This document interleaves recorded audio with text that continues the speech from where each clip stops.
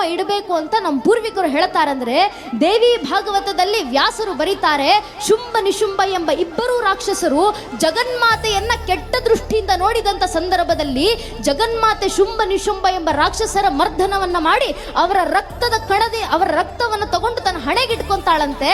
ಅದರ ಪ್ರತೀಕವಾಗಿ ಇವತ್ತಿಗೂ ನಮ್ಮ ಹೆಣ್ಣು ಮಕ್ಕಳು ಹಣೆ ಕುಂಕುಮ ಇಟ್ಕೊಂತಾರೆ. ಏನಕ್ಕೆ ಅಂದ್ರೆ ಎದುರಿಗೆ ಬರುವಂತ ಗಂಡಸಿಗೆ ಎಚ್ಚರಿಕೆಯನ್ನ ನೀಡಲಿಕ್ಕೆ, ಒಂದು ನೀನು ನನ್ನ ಜಗನ್ಮಾತೆಯ ಸ್ಥಾನದಲ್ಲಿ ತಾಯಿ ಸ್ಥಾನದಲ್ಲಿಟ್ಟು ಗೌರವಿಸು. ಅಕಸ್ಮಾತ್ ಕೆಟ್ಟ ದೃಷ್ಟಿಯಿಂದ ನೋಡಿದ್ರೆ ಶುಂಭ ನಿಶುಂಭರ್ಗಾದಂತ ಪರಿಸ್ಥಿತಿಯೇ ನಿನಗೂ ಬರೋದು ಅಂತ ಎಚ್ಚರಿಕೆಯನ್ನು ನೀಡಲಿಕ್ಕೆ ಕ್ಷತ್ರಿಯ ಪರಂಪರೆಯ ಪ್ರತೀಕವಾಗಿ ಹಣೆ ಕುಂಕುಮ ಇಡಬೇಕು ಅಂತ ನಮ್ಮ ಪೂರ್ವಿಕರು ನಮಗೆ ಹೇಳಿಕೊಟ್ಟಿದ್ರು.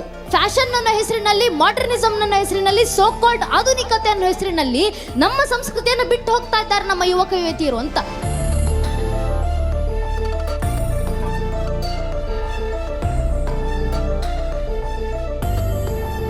ನಮ್ಮ ಮನೇಲಿ ನಾವೇ ನೋಡಿದ್ರೆ ನಮ್ಗೆ ಗೊತ್ತಾಗುತ್ತೆ.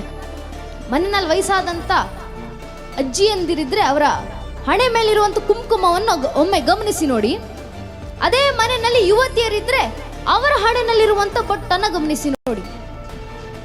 ಹಿರಿಯರಾದ್ರೆ ಅವರ ಹಣೆನಲ್ಲಿ ಗುಂಡಾಗಿ ಒಂದು ಕುಂಕುಮವನ್ನು ಇಡುತ್ತಾರೆ, ದೊಡ್ಡದಾಗಿ ಕಾಣಿಸುತ್ತೆ ಯಾರಿಗಾದ್ರೂ.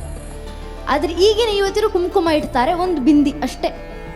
ಎದುರಿಗಿರೋರು ಕಾಣಿಸುತ್ತೋ ಇಲ್ವೋ ಬೇಕಾಗಿಲ್ಲ, ಇಡಬೇಕು ಅಂತ ಮನ್ನಲ್ಲಿ ಹೇಳಿದ್ರೆ ಅದಕ್ಕೆ ಹಣೆ ಕುಂಕುಮ ಇಡ್ತಾ ಇದ್ದೀವಿ ಅಷ್ಟೇ ಅಂತ. ಕಾಲಕ್ರಮೇಣ ನಮ್ಮ ಸಂಸ್ಕೃತಿ ಕ್ಷೀಣಿಸ್ತಾ ಇರೋದು ನಮ್ಮ ಕಣ್ಣು ಮುಂದೆ ಕಾಣಿಸ್ತಾ ಇದೆ. ಅಣ್ಣವ್ರಾಗಲೇ ಮಾತಾಡ್ತಾ ಇರಬೇಕಾದ್ರೆ ಹೇಳಿದ್ರು, ಫ್ಯಾಷನ್ ಅನ್ನೋ ಹೆಸರಿನಲ್ಲಿ, ಮಾಡರ್ನಿಸಮ್ ಅನ್ನೋ ಹೆಸರಿನಲ್ಲಿ, ಸೋಕಾಲ್ಡ್ ಆಧುನಿಕತೆ ಅನ್ನೋ ಹೆಸರಿನಲ್ಲಿ ನಮ್ಮ ಸಂಸ್ಕೃತಿಯನ್ನು ಬಿಟ್ಟು ಹೋಗ್ತಾ ಇದ್ದಾರೆ ನಮ್ಮ ಯುವಕ ಯುವತಿಯರು ಅಂತ. ಆದ್ರಿಂದ ನಮ್ಮ ಮನೆ ಹೆಣ್ಮಕ್ಳಿಗೆ ತಿಳಿಸಿ ಹೇಳಬೇಕು, ಏನಕ್ಕೆ ಕುಂಕುಮ ಇಡಿ ಅಂತ ಹೇಳ್ತೀವಿ ಅಂದ್ರೆ, ಇದೇ ನವರಾತ್ರಿಯಲ್ಲಿ ನಾವು ದುರ್ಗೆಯ ಅವತಾರವನ್ನು ಆರಾಧಿಸ್ತೀವಿ. ಶುಂಭ ನಿಶುಂಭರ ಸಂಹಾರ ಮಾಡಿ ಶಾಂಭವಿ ಅವತಾರ ತಾಳಿ ನಿತ್ತಂತ ದುರ್ಗೆಯ ಅವತಾರ. ಏನಕ್ಕೆ ಹಣೆ ಕುಂಕುಮ ಇಡಬೇಕು ಅಂತ ನಮ್ಮ ಪೂರ್ವಿಕರು ಹೇಳ್ತಾರಂದ್ರೆ, ದೇವಿ ಭಾಗವತದಲ್ಲಿ ವ್ಯಾಸರು ಬರೀತಾರೆ, ಶುಂಭ ನಿಶುಂಭ ಎಂಬ ಇಬ್ಬರೂ ರಾಕ್ಷಸರು ಜಗನ್ಮಾತೆಯನ್ನ ಕೆಟ್ಟ ದೃಷ್ಟಿಯಿಂದ ನೋಡಿದಂತ ಸಂದರ್ಭದಲ್ಲಿ ಜಗನ್ಮಾತೆ ಶುಂಭ ನಿಶುಂಭ ಎಂಬ ರಾಕ್ಷಸರ ಮರ್ದನವನ್ನ ಮಾಡಿ ಅವರ ರಕ್ತದ ಕಣದೆ ಅವರ ರಕ್ತವನ್ನು ತಗೊಂಡು ತನ್ನ ಹಣೆಗಿಟ್ಕೊಂತಾಳಂತೆ.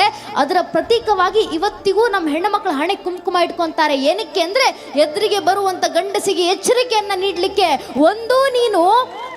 ಒಂದು ನೀನು ನನ್ನ ಜಗನ್ಮಾತೆಯ ಸ್ಥಾನದಲ್ಲಿ ತಾಯಿ ಸ್ಥಾನದಲ್ಲಿಟ್ಟು ಗೌರವಿಸು. ಅಕಸ್ಮಾತ್ ಕೆಟ್ಟ ದೃಷ್ಟಿಯಿಂದ ನೋಡಿದ್ರೆ ಶುಂಭ ನಿಶುಂಭರ್ಗಾದಂತ ಪರಿಸ್ಥಿತಿಯೇ ನಿನಗೂ ಬರೋದು ಅಂತ ಎಚ್ಚರಿಕೆಯನ್ನು ನೀಡಲಿಕ್ಕೆ ಕ್ಷತ್ರಿಯ ಪರಂಪರೆಯ ಪ್ರತೀಕವಾಗಿ ಹಣೆ ಕುಂಕುಮ ಇಡಬೇಕು ಅಂತ ನಮ್ಮ ಪೂರ್ವಿಕರು ನಮಗೆ ಹೇಳಿಕೊಟ್ಟಿದ್ರು. ಈ ಕಾರಣದಿಂದ ಹಣೆ ಕುಂಕುಮ ಇಡಬೇಕು, ಕಣ್ಣಿಗೆ ಕಾಣಿಸೋ ರೀತಿಯಲ್ಲಿ ಕುಂಕುಮ ಇಡಬೇಕು ಅನ್ನೋದನ್ನ ನಮ್ಮ ಪೂರ್ವಿಕರು ಹೇಳ್ತಾ ಇದ್ರು. ಇಂಥ ಸಂಸ್ಕೃತಿಯನ್ನ ಯಾವತ್ತೂ ನಮ್ಮ ಮನೆಯ ಯುವತಿಯಂದಿರಿಗೆ ಹೇಳ್ಕೊಡ್ತಿರೋ ಅವತ್ತಿನ ದಿನ ಆ ಹೆಣ್ಣು ಮಕ್ಕಳು ಸಂಸ್ಕೃತಿಯನ್ನು ಪಾಲಿಸ್ಲಿಕ್ಕೆ ಶುರು ಮಾಡ್ತಾರೆ. ನಮ್ಮ ಸಂಸ್ಕೃತಿ, ನಮ್ಮ ಧರ್ಮ ನಮ್ಮ ಹೆಣ್ಣು ಮಕ್ಕಳಿಗೆ ಬಹಳ ದೊಡ್ಡ ಸ್ಥಾನವನ್ನು ಕೊಟ್ಟಿತ್ತು. ಎಷ್ಟರ ಮಟ್ಟಿಗೆ ಅಂದ್ರೆ ನೀವೇ ಈ ಕ್ಷಣ ಯೋಚನೆ ಮಾಡಿ ನೋಡಿ. ನಾನು ಈಗಲೇ ನಿಮ್ಮ ಕಣ್ಣು ಮುಂದೆ ನಿಂತ್ಕೊಂಡು ಒಮ್ಮೆ ಮೊಘಲರ ರಾಣಿಯರನ್ನು ನೆನಪಿಸ್ಕೊಳ್ಳಿ ಅಂದಾಗ ನಮ್ಮ ಕಣ್ಣು ಮುಂದೆ ಹೆಚ್ಚೆಚ್ಚಂದ್ರೆ ಯಾವ ಭಾವಚಿತ್ರ ಬರುತ್ತೆ? ಕೈಯಲ್ಲೊಂದು ಗುಲಾಬಿ ಹೂವನ್ನ ಇಟ್ಕೊಂಡು ಅಲಂಕಾರ ಮಾಡಿಕೊಂಡು ಅಂತಃಪುರದಲ್ಲಿ ಕೂತಿರುವಂಥ ಹೆಣ್ಮಗಳ ನೆನಪಾಗ್ಬೋದು ನಮಗೆ. ಅದೇ ಈ ಕ್ಷಣ ಒಮ್ಮೆ ಬ್ರಿಟಿಷರ ರಾಣಿಯರನ್ನ ನೆನಪಿಸ್ಕೊಳ್ಳಿ ಅಥವಾ ಇಂಗ್ಲೆಂಡಿನ ರಾಣಿಯರನ್ನು ನೆನಪಿಸ್ಕೊಳ್ಳಿ ಅಂದ್ರೆ ಯಾವ ಭಾವಚಿತ್ರ ಕಣ್ಣು ಮುಂದೆ ಬರುತ್ತೆ? ಅಲಂಕಾರ ಮಾಡಿಕೊಂಡು ತನ್ನ ಅರಮನೆಯಲ್ಲಿ ತಾನು ಸುಖವಾಗಿ ಕೂತಿರುವಂಥ ಹೆಣ್ಣು ಮಗಳ ನೆನಪಾಗ್ಬೋದು. ಅದೇ ಒಮ್ಮೆ ಭಾರತದ ರಾಣಿಯರನ್ನು ನೆನಪಿಸ್ಕೊಳ್ಳಿ ಅಂದಾಗ ನಮ್ಮ ಕಣ್ಣು ಮುಂದೆ ಈ ರೀತಿ ಅಲಂಕಾರ ಮಾಡಿಕೊಂಡು ಕೂತಿರುವಂಥ ಹೆಣ್ಣು ಮಕ್ಕಳ ನೆನಪಾಗೋದಿಲ್ಲ. ಬದಲಾಗಿ ಕೈಯಲ್ಲಿ ಬಿಚ್ಚುಗತ್ತೆಯನ್ನು ಹಿಡಿದು ಕುದುರೆಯನ್ನೇರಿ ಕೂತು ಮೊಘಲರ ರುಂಡವನ್ನು ಚಂಡಾಡಿದಂಥ ಬೆಳವಡಿ ಮಲ್ಲಮ್ಮನಂತ ಹೆಣ್ಣು ಮಕ್ಕಳ ನೆನಪಾಗುತ್ತೆ ನಮಗೆ. ಕಾರಣ ಈ ಧರ್ಮದಲ್ಲಿ ಹೆಣ್ಣು ಮಕ್ಕಳನ್ನ ತಯಾರು ಮಾಡಿದಂಥ ರೀತಿಯಂಥದ್ದು.